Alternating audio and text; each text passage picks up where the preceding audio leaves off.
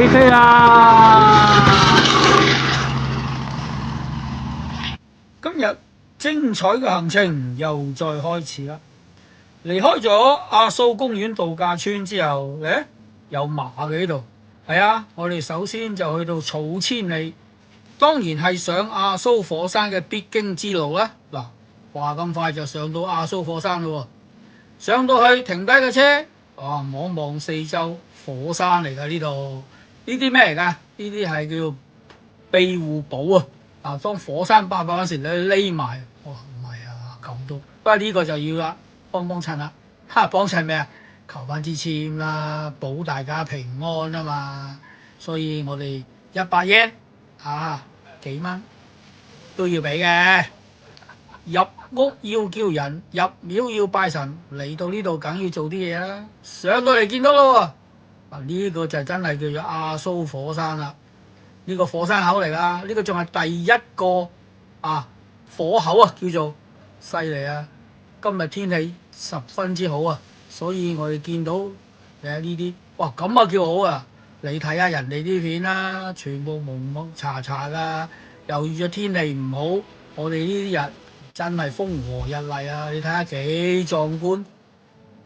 K 唔係啊，睇落去都係普通啫喎。火山口都算最近係呢次睇啦啩，當然係啦。嗱，我都用盡晒方法去影㗎啦，已經睇唔睇到啊？都係影得咁啊！阿平妹 ，OK 嗎 ？OK 啊，仲有啲好刺激嘅要玩。女主角所講嗰啲刺激就係呢啲啦。咩嚟㗎？望下，哇！阿蘇火山觀光直升機啊！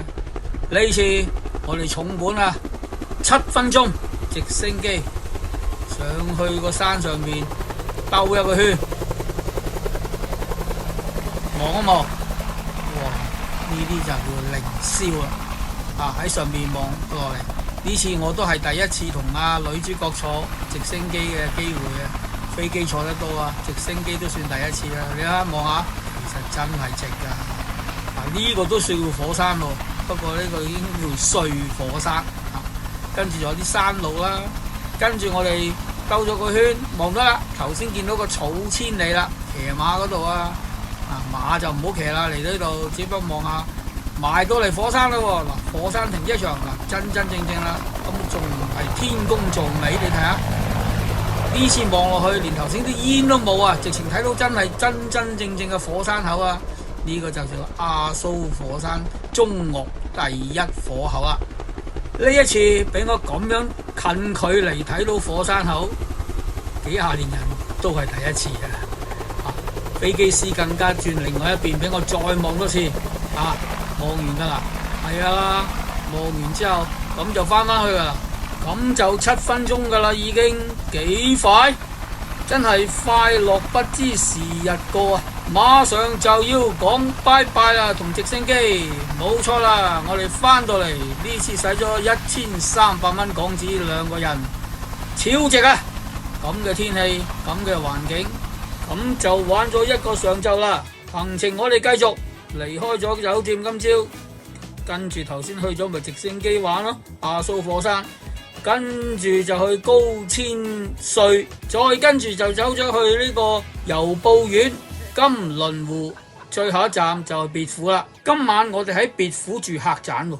由阿蘇火山，我哋大概揸咗1個鐘頭車到啦，嚟到呢度叫做高千穗站，搭小火車嘅地方，啱啱好俾我趕到2點05分前到，火車開2點20分，啱啱買埋最後嗰2個位嘅飛上車啦，好開心啊！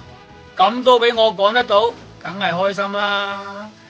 開車啦，你望住先，快啲！呢度做乜嘢？有人打招呼同我哋，係啊！呢度有個婆婆同每一班乘客，即係我哋啦，打個招呼，其實都係一個重點嚟噶。大家下次坐嗰時記住同佢打招呼啊！坐呢程火車又要捐山窿，原來呢條係一舊式嘅鐵路嚟嘅。咁當然今日就冇用啦，留翻俾觀光。入到山窿又玩呢啲把戲，不過開心嘅。出返嚟山窿，如果大家想象一下，其實呢度就有日本四季唔同嘅風景俾你睇到啦。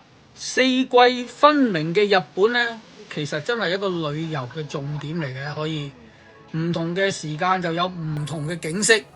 我相信呢程火車絕對俾到大家。不過咁今日就得綠色，因為夏天。去到火車一個舊嘅站嗰度停一停之後，我哋繼續向前行。點解？因為前面條橋原則上就封咗噶啦，只係俾我哋呢個觀光火車經過上去，望下呢個峽谷，真係幾壯觀噶呢度。再加上呢個師傅，火車司機做乜嘢啊？喺度噴波波啊，俾大家開心一下。雖然啲兒童嘅玩意，但係大家都好開心啊！全程車15分鐘到啦，由車站開過嚟，而家就回程咯。我哋本應坐車尾，而家變咗坐車頭咯。翻轉頭，婆婆唔喺度啊？係啊，休息咗啦。翻到去，我哋原來使咗216蚊，2位啊港紙，抵唔抵？睇下啲個幾開心，超值啊！繼續行程，2個鐘頭車程後，我哋就嚟到呢度郵報院啊！見到啲人放羊啊，係啊，原來收工唔係放狗，係放羊啊！嚟到已經5點啦，所以呢個童話村啊就已經閂晒門啦，啲人走得就走啦，所以我哋乜嘢都睇唔到啊，只係行翻過去金輪湖睇住呢個呢個咩神社咯，你個圈仔指住嗰個咩神社，叫做天祖神社，就係呢度啦。跟住我哋就打道回府啊，別府啊，泊好架車喺客棧之後，跟住就出嚟食嘢咯噃，食燒肉梗係要飲啤酒啦，燒個牛脷試下先。呢塊牛脷幾特別噶咯，女主角幾勤力，又好搶火嘅牛脷都唔錯嘅。我哋食完牛脷之後，跟住主角就出場咯。呢塊 A5 牛肉算係餐牌中最貴一塊啦，咁我哋又試下啦。哇，啲油脂梗係搶火啦，燒到好快就俾我哋燒到佢食得噶啦。你睇下，轉個頭噶咋，1分鐘唔使啊，就搞掂啦。呢間店就喺火車站前邊，叫大眾燒肉，都幾多人幫襯噶，真係流晒口水咧，都要做嘢嘅。KK 左翻右翻，食下，咦，得個的咁多咋？